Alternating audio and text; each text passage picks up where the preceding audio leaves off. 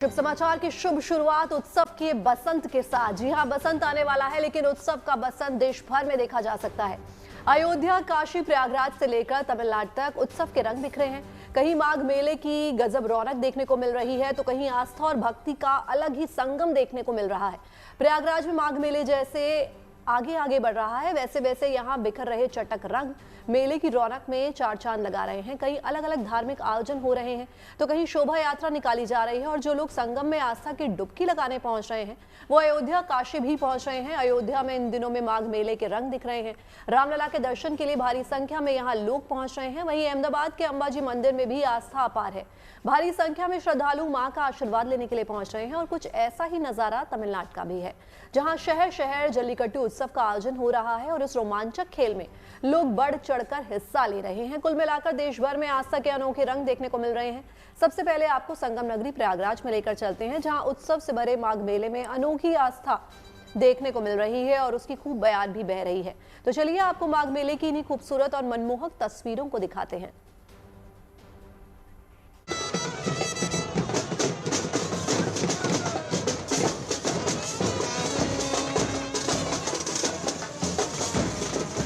प्रयागराज में संगम की रेत पर तपस्या का संसार बसा हुआ है। श्रद्धा से भरे भक्तों के लिए माघ मेले का वातावरण ही अलौकिक है। हर ओर आस्था और श्रद्धा के ढेरों रंग बिखरे हुए हैं।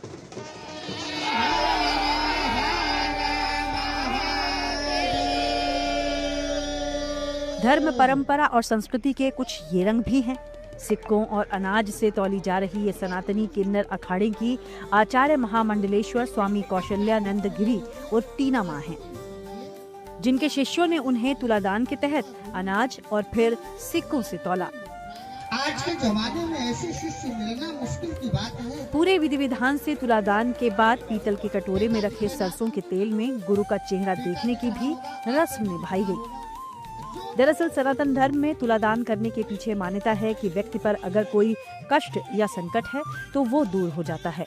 इसलिए इस तुलादान के साथ सनातनी अखाड़ा समाज के जरूरतमंद लोगों की मदद भी कर रहा है।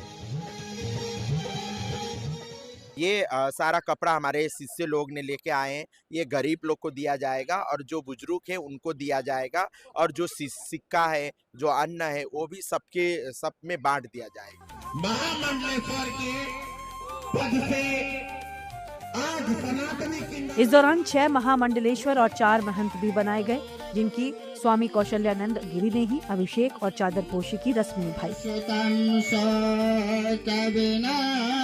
शुरू हुआ किन्नर अखाड़े से जुड़े इन लोगों का आनंदित होकर झूमना और नाचना।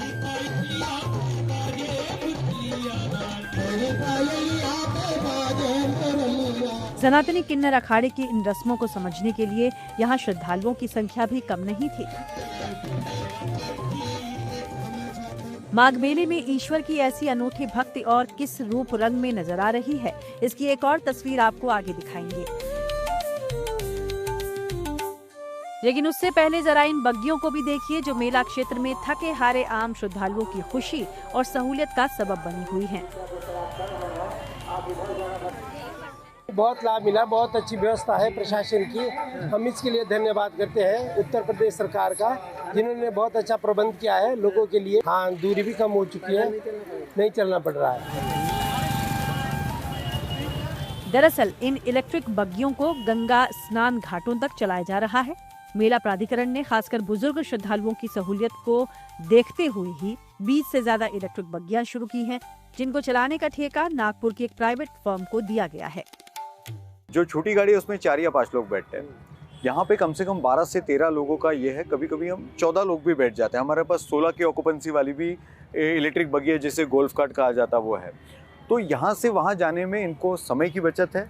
और जैसे कि आप जानते हैं, आप इस बग्गियों का आपने वीडियो लिया है तो उसमें आपको दिखेगा कि सीट्स अच्छी हैं, और इस माध्यम से इन्हें एक जगह से उस जगह पे पहुँचाने में हमारा सहकार्य मेला प्राधिकरण के मार्फत हम इस सर्विस को प्रोवाइड कर रहे हैं। इन बग्गियों को मेला क्षेत्र के एंट्री पॉइंट से हनुमान मंदिर और संगमनोज घाट से कुछ दूरी तक चलाया जा रहा है। आने वाले दिनों में इन बग्गियों की संख्या और बढ़ाई जाएगी। माघ मेले में यूपी के कौशाम्बी से आए इन शिव भक्त की भी खूब चर्चा है। शिव शक्ति के रूप में दिनेश तिवारी हर आते जाते के लिए आकर्षण का केंद्र बने हुए हैं। नाक में नथनी, कान में बाली, पैरों में पायल, बिछिया और सलवार सूट का शिव शक्ति स्वरूप भीड़ में दिनेश को कुछ अलग बना रहा है। कड़ाधाम स्थित केसरिया गांव के रहने वाले दिनेश कुमार तिवारी खुद को शिव की सखी कहलवाते हैं। इनकी तपस्या का ढंग ही निराला है, जिसमें करीब 2 इंच ऊंचे और लगभग 500 कीलियों वाले आसन पर बैठकर शिव आराधना करते हैं।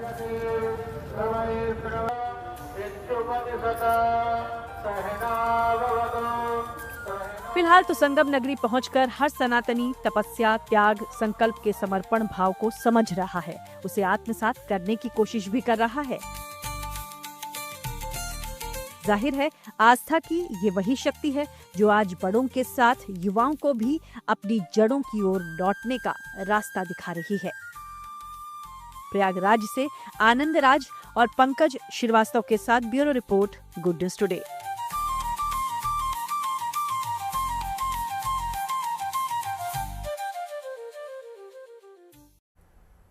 चलिए अब आपको ले चलते हैं प्रभु राम की नगरी अयोध्या, जहां इन दिनों आस्था और भक्ति का सैलाब उमड़ रहा है। श्रद्धालुओं की ये भीड़ प्रयागराज में चल रहे माघ मेले के कारण दिखाई दे रही है। देश के अलग अलग हिस्सों से आने वाले इन राम भक्तों को कोई परेशानी ना हो, इसके लिए सुरक्षा के खास इंतजाम किए गए हैं।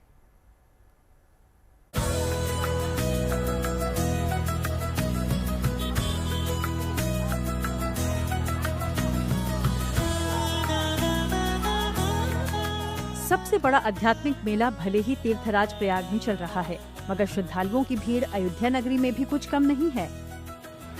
प्रभु श्री राम की नगरी से आई ये तस्वीरें इसी की गवाही दे रही हैं। राम मंदिर की ओर जाने वाले तमाम रास्ते इन दिनों श्रद्धालुओं से पटे पड़े हैं। हर ओर जय श्री राम के जयकारों की गूंज और लोग राम भक्ति की धुन में रमे नजर आ रहे हैं।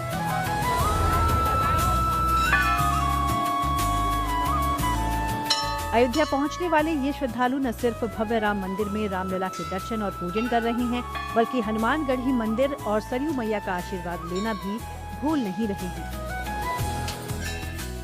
राम जन्मभूमि के मुख्य द्वार पे हम खड़े हैं और यहीं पे आप दिखाएंगे जो भक्त हैं वो लगातार इस राम पथ पे आपको नजर आ रहे होंगे। जो सैलाब है वो लगातार यहीं पे देखने को मिल रहा है। सुबह से ही, भोर से ही यहाँ जो श्रद्धालु हैं वो लगातार दर्शन पूजन करते नजर आ रहे हैं। भीड़ काफी ज्यादा, उसको देखते हुए प्रशासन ने जगह जगह बैरिकेटिंग की व्यवस्था भी की है। बीच में बैरिकेड की गई है, जगह जगह हर सकरी गलियों पे निगरानी की जा रही है। हर जगह बैरिकेड के साथ साथ लोगों को, श्रद्धालुओं को दिक्कत ना हो, उसको देखते हुए प्रशासन ने जो है जगह जगह गाड़ियों के आवागमन को भी रोक रखा है। साथ ही जो है राम जन्मभूमि पथ पर जो है भक्ति पथ पर हर जगह सिर्फ श्रद्धालु आपको नजर आ रहे होंगे। वैसे तो राम मंदिर बनने के बाद से ही देश और दुनिया भर से श्रद्धालु दर्शन के लिए अयोध्या आ रहे हैं, लेकिन अगर मौका तीज, त्योहार और विशेष आयोजनों का हो तो अयोध्या में श्रद्धालुओं की ये भीड़ अब आम हो गई है। यही वजह है कि इस वक्त प्रयागराज में चल रहे माघ मेले की वजह से अयोध्या में आस्था का ये सैलाब नजर आ रहा है। अयोध्या आने वाले इन राम भक्तों को दर्शन में कोई दिक्कत ना हो, इसके लिए प्रशासन की ओर से खास इंतजाम किए गए हैं। चाहे मुख्य मार्गों पर पुलिस बल की तैनाती हो, भीड़ कंट्रोल करने के लिए बैरिकेडिंग हो या फिर ट्रैफिक का डायवर्जन हो। प्रयागराज में भारी संख्या में श्रद्धालु ने भाग लिया था। वहां से वापसी में अयोध्या में भी दर्शन, पूजन एवं स्नान का महत्व मानते हुए भारी संख्या में श्रद्धालु सुबह से यहां आ रहे हैं, जिनके दृष्टिगत घाटों पे, प्रमुख मंदिरों में, देवालयों में विस्तृत ड्यूटी प्रबंध किए गए हैं, जिसमें सिविल पुलिस के साथ साथ पीएसी और अन्य जो है एएस चेक टीम आदि का भी सहयोग लिया जा रहा है। जल में जल पुलिस के साथ साथ फ्लड पीएसी का भी उपयोग किया जा रहा है, जिससे कोई भी श्रद्धालु गहरे पानी में अगर जाता है तो उसको संकेत करके रोका जाए और जो है उनको सचेत किया जाए।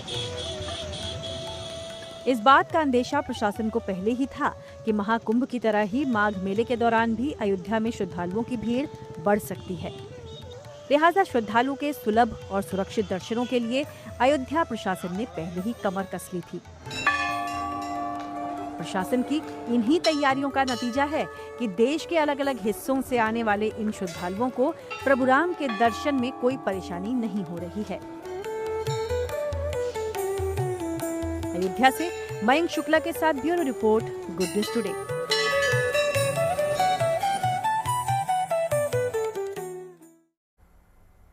और चलिए अब बात राम धनुष की कर लेते हैं, जिसे ओडिशा के पुरी से अयोध्या रवाना किया गया। इसे राउरकेला के एक संगठन की ओर से तैयार करवाया गया है। ये पंच धातु से बना है। इसमें 986 ग्राम सोना और 2.5 किलो चांदी भी है। इस धनुष को 22 जनवरी को अयोध्या धाम में प्रभु श्री राम के चरणों में अर्पित किया जाएगा। इस धनुष को राउरकेला से अयोध्या के लिए 2 जनवरी को रवाना किया गया था। इसको लेकर निकली धनुष यात्रा सोमवार को पुरी पहुंची, जिसके बाद वहां से ये अयोध्या धाम के लिए रवाना हो गई। इसी धनुष को भुवनेश्वर में भी प्रदर्शनी के तौर पर लगाया गया था।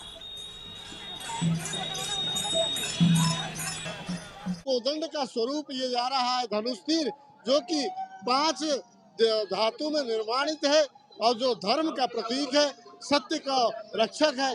इसी को मानकर हम लोग आज श्री क्षेत्र जगन्नाथपुरी से अयोध्यापुरी के लिए आज स्वागत करके भगवान के लिए छोटा सा तुच्छ सा भेंट उनके चरणों में निवेदन कर रहे हैं। महाप्रभु की कृपा से आज धनुष यात्रा का शुभारंभ हो रहा है।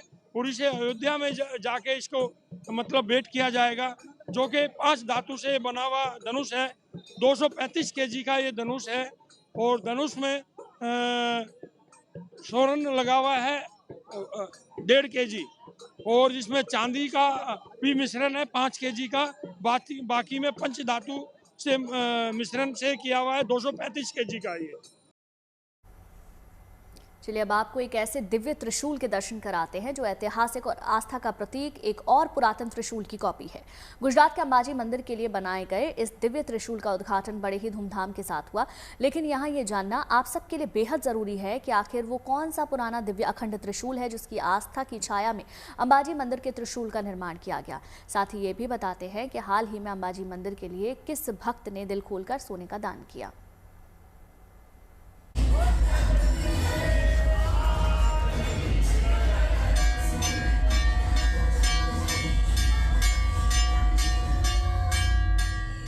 ये त्रिशूल दिव्य है। ये त्रिशूल शक्ति परंपरा से जुड़ा है। ये त्रिशूल अखंड शक्ति त्रिशूल है।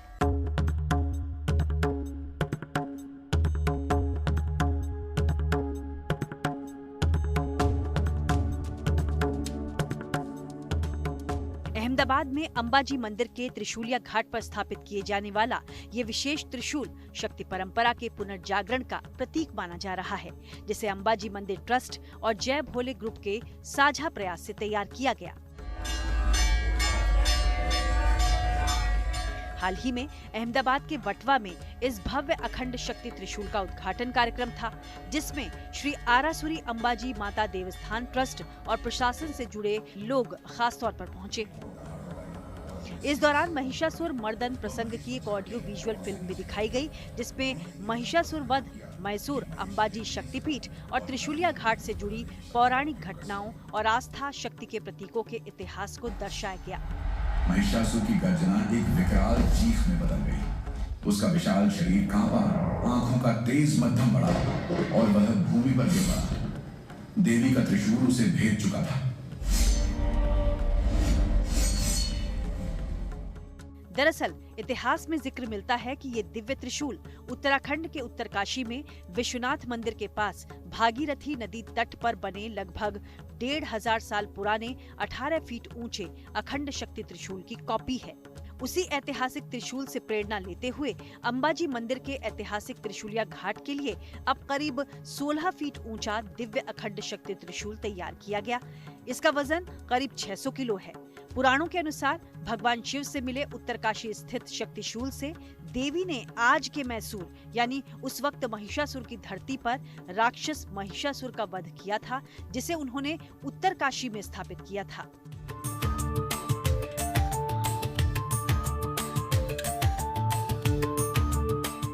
अब उस ऐतिहासिक त्रिशूल का प्रतिरूपी ये दिव्य त्रिशूल न केवल एक शिल्प है, बल्कि शक्ति, आस्था और आध्यात्मिक चेतना का भी प्रतीक है।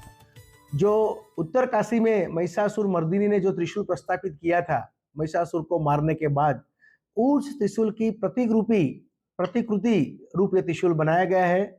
उसका आकार परिरूप ऐसा ही बनाया है, मगर वहाँ 18 फीट हाइट है। यहाँ मर्यादा रखते हुए हमने 16 फीट हाइट का त्रिशूल बनाया है और आगामी आने वाले दिनों में त्रिशूल या घाट पे ये त्रिशूल को किया जाएगा। अंबाजी के इस अखंड शक्ति त्रिशूल के उद्घाटन कार्यक्रम के बाद श्रद्धालु 21 जनवरी तक दोपहर 3 बजे से लेकर शाम 8 बजे तक दर्शन कर रहे हैं। वहीं अहमदाबाद के एक श्रद्धालु ने मां अंबाजी के दरबार में 72 लाख रुपए की कीमत का सोना चढ़ाया है, जिसमें 100 ग्राम के 5 बिस्किट्स हैं।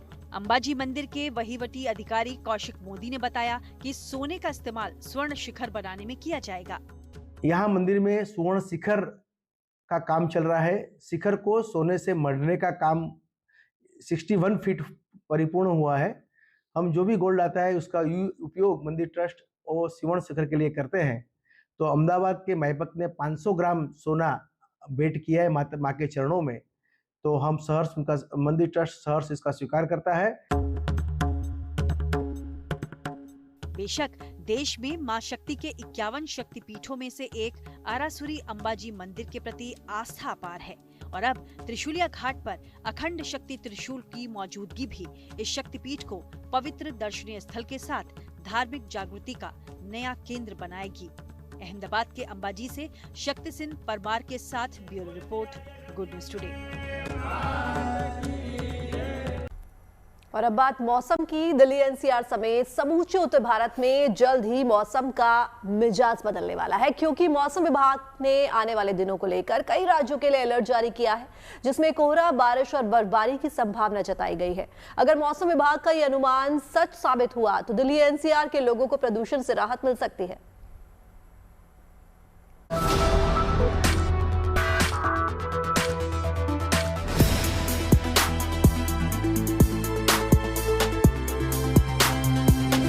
समूचा उत्तर भारत इन दिनों जबरदस्त ठंड का सामना कर रहा है। कहीं बर्फबारी के बाद जमा देने वाली ठंड पड़ रही है, कहीं शीतलहर की मार है और कहीं घने कोहरे का असर जोरदार है। बीते कई दिनों से ये हाल पहाड़ से लेकर मैदानों तक बना हुआ है। लोग इस ठंड से बचने के लिए तरह तरह के उपाय भी कर रहे हैं, लेकिन सर्दी का ये असर अभी कम होने के आसार नहीं है। अभी तक पहाड़ों पर जमकर बर्फबारी हुई है, जिसके चलते मैदानी इलाकों में ठंड बढ़ गई थी, लेकिन पिछले 24 घंटे से श्रीनगर शहर के साथ साथ मैदानी इलाकों में भी ठंड से लोगों को राहत मिल रही है। कड़ाके की ठंड नहीं है, शून्य के आसपास तापमान है, क्योंकि पूरा आसमान जो है वो बादलों से घेरा हुआ है और जो साफ संकेत दे रहा है कि आने वाले दिन पूरे कश्मीर में बर्फबारी से भरे होंगे और यहाँ तक कि जो गणतंत्र दिवस समारोह है 26 जनवरी को, वो भी शायद बर्फबारी के बीच मनाया जाएगा। इस बीच मौसम विभाग की ओर से आने वाले दिनों को लेकर कई राज्यों के लिए अलर्ट जारी किया गया है, जिसमें कोहरा, बारिश और बर्फबारी की संभावना जताई गई है। मौसम विभाग का कहना है कि कश्मीर और हिमाचल प्रदेश में 22 से लेकर 23 तक भारी बारिश और बर्फबारी हो सकती है, जबकि उत्तर पश्चिम भारत के आसपास के मैदानी इलाकों में 22 से लेकर 25 जनवरी के दौरान बारिश की संभावना है। इसके अलावा पंजाब, हरियाणा, चंडीगढ़, उत्तर प्रदेश और बिहार में अगले 2 से 3 दिनों में घने से बहुत घना कोहरा छाए रहने की संभावना है। मौसम विभाग की माने तो आने वाले दिनों में जल्द ही दिल्ली हो, दिल्ली एनसीआर की बात की जाए, पंजाब की बात की जाए, हरियाणा की बात की जाए, जितने भी मैदानी इलाके हैं 2 दिन के बाद जो है बारिश की संभावना जताई जा रही है। वहीं उत्तराखंड की बात की जाए तो 23 और 24 तारीख को वहां पर तेज बर्फबारी का जो है वो अनुमान है, जिसकी वजह से वहां पे ठंड बढ़ेगी और उसका असर सीधा मैदानी इलाकों में नजर आने वाला है।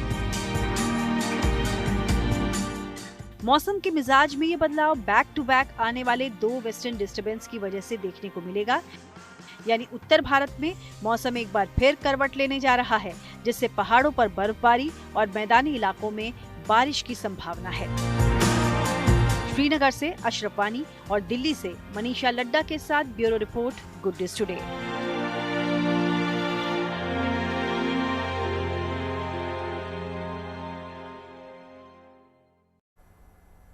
कश्मीर घाटी में चल रहा चिल्लाई कला का दौर जारी है। जाहिर है घाटी में इन दिनों जमाने वाली ठंड पड़ रही है। लगातार गिरते पारे के बीच लोग सर्द मौसम का पूरी गर्मजोशी के साथ सामना कर रहे हैं। इस दौरान यहां गर्म कपड़ों की डिमांड भी काफी बढ़ चुकी है।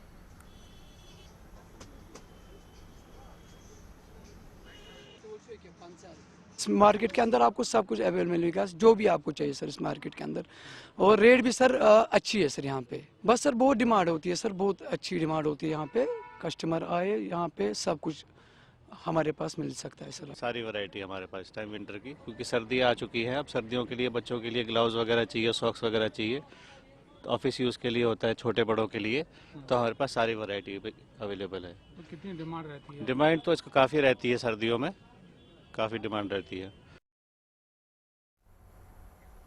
अब अंतर्राष्ट्रीय बर्फबारी की तस्वीर आपको दिखाते हैं। तस्वीरें रूस के सुदूर पूर्वी क्षेत्र कामाचटस्की की हैं। यहाँ पर इतनी बर्फबारी हुई कि चारों तरफ बर्फ का पहाड़ बन गया।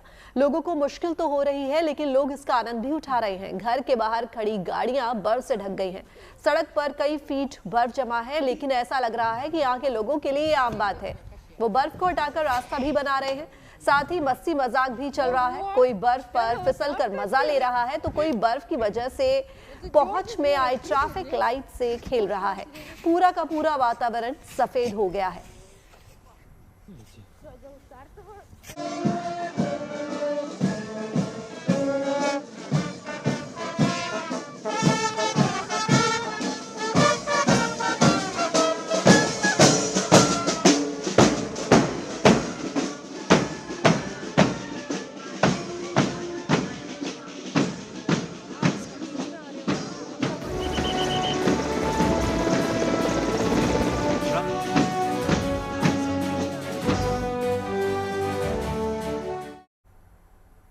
गणतंत्र दिवस परेड को लेकर दिल्ली में भव्य तैयारी जारी है, जिसमें भारत की सैन्य ताकत के साथ ही संस्कृति के रंग भी नजर आ रहे हैं।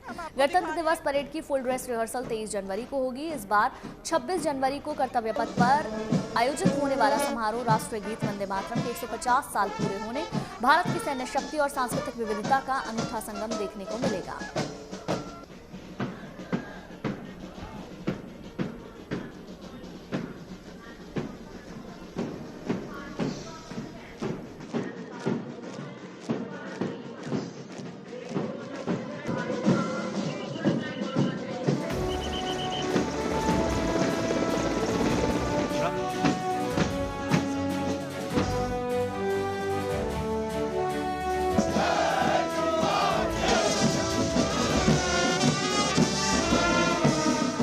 ये देश के वीर जवानों के शौर्य और पराक्रम को प्रदर्शित करने वाली तस्वीरें हैं। ये 26 जनवरी को गणतंत्र दिवस पर दिल्ली के कर्तव्य पथ पर दिखने वाली अद्भुत परेड की तैयारियों की झलकियां हैं। इंडिया गेट से लेकर कर्तव्य पथ तक ठंड और धुंध के बीच भी ये जवान गणतंत्र दिवस परेड की रिहर्सल में पूरे जोश के साथ जुटे नजर आ रहे हैं। बैंड की धुन पर कदम ताल करते इन जवानों की बूट की गूंज, ठंड और धुंध सबको उड़ाती नजर आ रहे हैं। ये जवान यहाँ जिस तरह अभ्यास कर रहे हैं, उसे देखकर यहाँ से गुजरने वालों के कदम झटक जाते हैं और इस सब को देखकर वो न सिर्फ मुग्ध हो जाते हैं, बल्कि गर्व से भर उठते हैं। जवानों के कदम ताल से लेकर इस घुड़सवार दस्ते को देखना हर किसी के लिए एक अद्भुत अनुभव है। कर्तव्य पथ पर आपको बेहद ही खास नज़ारा दिखने वाला है और आप सामने सीधी तस्वीरें देख सकते हैं कि किस तरीके से सेना की जो टोली है वो आपको नज़र आएगी, जो कि घोड़ों पर सवार है और बेहद ही सलीके के साथ, शान के साथ ये जो पूरा दस्ता है घोड़ों पे सवार, जो हमारे सेना है वो धीरे धीरे आगे बढ़ रहे हैं। और आप देख सकते हैं कि किस तरीके से आपको घोड़ों की जो टापो है उसकी आवाज़ जो है वो सुनाई देगी और जवानों की जो सीधी अनुशासित मुद्रा है वो आपको नज़र आएगी। और आप देख सकते हैं कि किस तरीके से लगातार ये जो पूरी टुकड़ी है, जो पूरा दस्ता है, वो किस तरीके से शान के साथ आगे बढ़ा है और लगातार इसी तरीके से जो 26 जनवरी की जो तैयारी है, जो परेड की रिहर्सल है, वो इसी तरीके से जारी है। गणतंत्र दिवस परेड की इस रिहर्सल में भारतीय सेना की ताकत साफ साफ दिखाई पड़ रही है। Amogh advanced towed artillery gun system, BrahMos mobile autonomous launcher, Abhra medium range surface to air missile drone, Shakti Eagle Prahar के साथ ही डॉग स्क्वाड के साथ जवान मौजूद हैं और ऊपर उड़ते हेलीकॉप्टर्स इस रिहर्सल की छटा को और खास बना रहे हैं। एक के बाद एक जब टैंक गुजरते हैं तो वो पल भी गर्व के एहसास से भर देता है। एक और अलग तस्वीरें, ऐतिहासिक तस्वीरें मैं आपको दिखाना चाहूँगी, किस तरीके से एक-एक करके जो टैंक्स हमारी जो सेना इसमें सवार है जो नज़र आती है वो आपको नज़र आ रही, किस तरीके से उनकी गड़गड़ाहट जो है वो पूरे इलाके में गूंज रही है। और आप देख सकते हैं कि किस तरीके से जैसे जैसे ये टैंक्स आगे बढ़ रहे हैं एक एक कर इनकी आवाज़ वाकई में लोगों की आवाज़ को दबा रही है। इस तरीके से एमपी अर्जुन MK1 है, आप देख सकते हैं भीष्मा टैंक T90 की तस्वीरें हम आपको दिखा रहे हैं। इस सभी भारी भरकम टैंक्स जो है वो भारत की जो सुरक्षा है, जो रक्षा शक्ति है उसका प्रतीक है। किस तरीके से जो सेना है वो एक एक कर आगे बढ़ रहे हैं। रिहर्सल का जो दौर है वो सुबह 4:30 बजे से चालू है और इसी तरीके से ये लोग जो है वो धीरे धीरे कर आगे बढ़ते जा रहे हैं। ये जवान जब चलती हुई बाइक पर करतब करते हैं तो देखने वाले दांतों तले उंगली दबाने पर मजबूर हो जाते हैं। झांकियों के बाद जो है अब बारी उस करतबबाजी की जिसका इंतजार यहाँ पे खड़े हर एक शख्स को था। कुछ समय पहले यहाँ पर बहुत चहल पहल नजर आ रही थी, लेकिन जैसे ये तस्वीरें आना शुरू हुई एक चुप्पी सी जो है वो यहाँ पर पूरी तरीके से छा चुकी है। और आप देख सकते हैं कि किस तरीके से बाइक पिरामिड का जो सिलसिला है वो अब शुरू हो चुका है कि किस तरीके से एक बाइक पर आपको कई जवान जो है वो नजर आएंगे और पूरी संतुलन के साथ, तालमेल के साथ करतब दिखाते हुए ये धीरे धीरे जो है इनका दस्ता जो है वो आगे बढ़ रहा है। इस तरीके की तस्वीरें जो है वो नज़र आती है। तो ये रिहर्सल अपने आप में एक लाइव शो से कम नहीं है। बेहद खूबसूरत तस्वीरें, रोंगटे खड़े कर देने वाली कि किस तरीके से एक दूसरे पर इनका जो अटल विश्वास है वो नज़र आ रहा है। और बाइक पिरामिड की जो खासियत है वो वाकई में बहुत खास होती है। और ये देखिए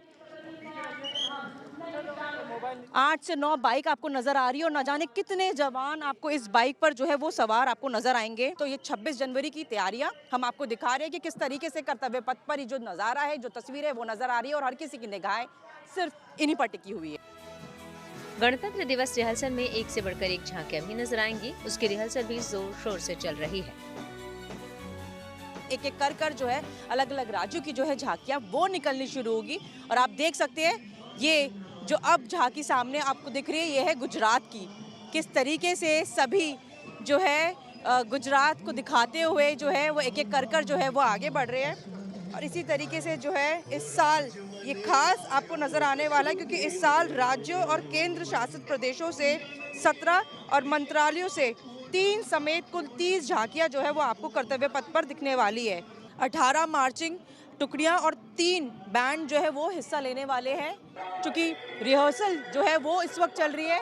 तमिलनाडु की जो झांकी है वो हम आपको दिखा रहे हैं कि किस तरीके से अलग अलग करतब जो है वो करते हुए ये सभी जो लड़कियां हैं वो आपको यहाँ पर नज़र आ जाएगी। ये जो आप झांकी इस वक्त सामने देख रहे हैं ये है मिनिस्ट्री ऑफ आयुष की झांकी हम आपको दिखा रहे हैं। किस तरीके से आपको देखो रिहर्सल करते हुए सभी नज़र आ जाएंगे। शानदार जो नज़ारा है वो 26 जनवरी का होगा जब सभी भीड़ जो है वो यहाँ पर नज़र आएगी और एक एक कर इसी तरीके से कुल 30 झांकियाँ जो है वो यहाँ से निकलेगी जिसने लोगों का जो ध्यान है वो पूरी तरीके से खींचा हुआ है। कैमरा पर्सन जगन्नाथ के साथ मनीषा लड्डा, दिल्ली। हिमाचल के मंडी जिले के सरकीधार गांव ने आदर्श मिसाल पेश की है। इस गांव के लोगों ने पहले स्कूल चलाने के लिए अपने मकान दे दिए और अब भवन निर्माण के लिए कुछ लोगों ने अपनी जमीन तक दान कर दी है।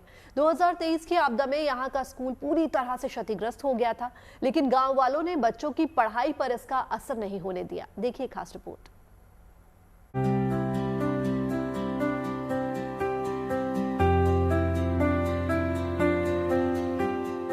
जहाँ विश्वास हो वहाँ विनाश भी विकास के रास्ते को रोक नहीं सकता। जहाँ सहयोग हो वहाँ संसाधनों की कमी अड़चन बन ही नहीं सकती। ऐसे ही जन सहयोग की मिसाल देखनी हो तो देवभूमि हिमाचल के मंडी जिला के सरकीधार चले जाइए। यहाँ आपको जन सहयोग की एक ऐसी अनूठी मिसाल नजर आएगी कि आपके मुंह से वाह के सिवाय और कुछ नहीं निकलेगा। साल 2023 में आई प्राकृतिक आपदा में सरकीधार का सरकारी स्कूल पूरी तरह से क्षतिग्रस्त हो गया था। बच्चों के सामने पढ़ने के लिए जगह की दिक्कत आई तो गांव वालों ने सहयोग के लिए हाथ आगे बढ़ा दिए। स्कूल संचालन के लिए यहाँ लोगों ने अपने मकान तो दिए ही, साथ ही नया भवन बनाने के लिए जमीन भी दान में दे दी। 2023 में जैसे ही स्टार्टिंग में बारिश हुई तो हमारा जो पुराना स्कूल था वो बिल्कुल ख़त्म हो गया। फिर हमने सुबह जब उस दृश्य को देखा तो उसके बाद यहाँ पे कोई भी चारा नहीं था अदर कहीं स्कूल को शिफ्ट किया जाए या कहीं किसी के पास रखा जाए। तो सबसे जो नियर बाई में हमारा ही घर थे, मैं और मेरे चाचा जी श्री चिरंजी लाल, तो मैंने अपने चाचा जी से सुबह ही डिस्कस की, अगर हम इस स्कूल को यहाँ अपने घर में नहीं रखते हैं तो स्कूल बंद हो जाएगा। तो चाचा जी उस टाइम ड्यूटी में थे, तो मैंने जैसे ही उनको कॉल किया, उनका रिस्पांस जो था वो पॉजिटिव आया। उन्होंने बोला कि ठीक है, आप स्कूल को हमारे घर में शिफ्ट किया जाए। तो हमने हेडमास्टर साहब जी को बोला कि स्कूल को हमारे घर में शिफ्ट किया जाए। इतना ही नहीं, गांव के हर व्यक्ति ने अपनी तरफ से स्कूल के लिए आर्थिक सहयोग भी दिया। भवनों की छतों पर टिन के अतिरिक्त शेड बनाकर कमरों में कक्षाओं को बढ़ाया गया, जिससे हर छात्र को सही तरह से पढ़ने का मौका मिल पाए। इसके साथ ही इस गांव के पंडित क्षमाकर ने अपनी 10 बिस्वा, सेवानिवृत्त कानूनगो नंदलाल शर्मा और सेवानिवृत्त चीफ इंजीनियर धनीराम शर्मा ने भी अपनी 2-2 बिस्वा जमीन स्कूल भवन के लिए दान में दे दी। शिक्षा की अलख को जगाए रखने के लिए हुई इस मुहिम की तारीफ शिक्षा विभाग भी कर रहा है। मुझे ये कहते हुए बड़ा गर्व हो रहा है कि वहाँ लोगों ने जो है वो रेंट फ्री जो है वो एकोमोडेशन स्कूल चलाने के लिए दी है। तो मैं ऐसे उन सभी लोगों को जो है वो बहुत धन्यवाद करता हूँ। हिमाचल प्रदेश के मंडी जिले का सरकीधार गांव सामाजिक चेतना की मिसाल बनकर उभरा है। इस छोटे से गांव के लोगों ने ये साबित कर दिया कि अगर इरादे मजबूत हों तो संसाधनों की कमी भी रास्ता नहीं रोक सकती। मंडी से धर्मवीर के साथ bureau report, good news today.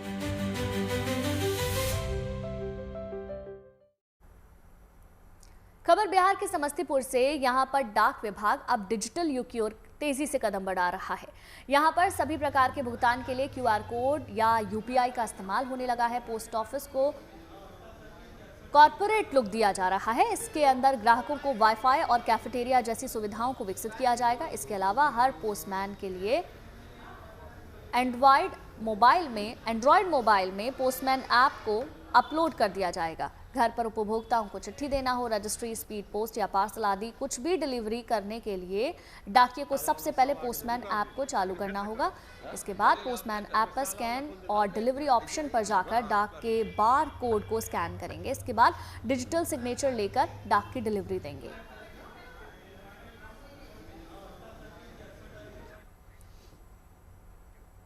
Haryana के सिरसा के रहने वाले ड्राइवर पृथ्वी सिंह की किस्मत ऐसी चमकी कि वो रातों रात करोड़पति बन गए।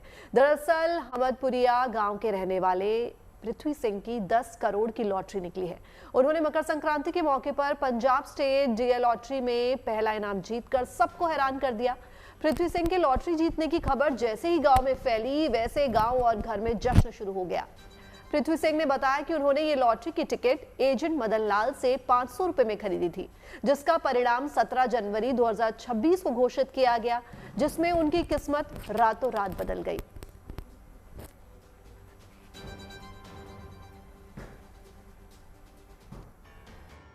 जब ऊपर वाला देता है तो छप्पड़ फाड़ के देता है, और ये लॉटरी लगी है पृथ्वी सिंह की, जो कि दिहाड़ी का काम करते हैं, ट्रैक्टर चलाते हैं।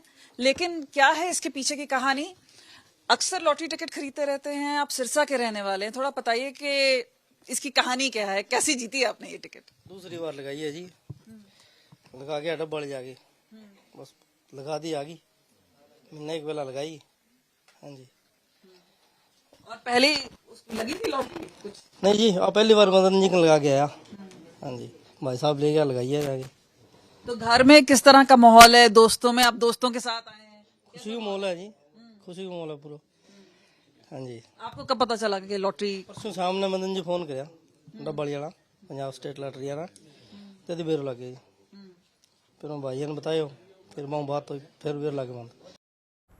उत्तर से लेकर दक्षिण तक उत्सव के रंग बिखरे हुए हैं। हम आपको त्रिची से आई खूबसूरत तस्वीरें दिखाते हैं, जहां पूरी धूमधाम से जल्लीकट्टू उत्सव मनाया जा रहा है। इस बार यहां जल्लीकट्टू उत्सव में 600 बैल और 400 खिलाड़ी हिस्सा ले रहे हैं।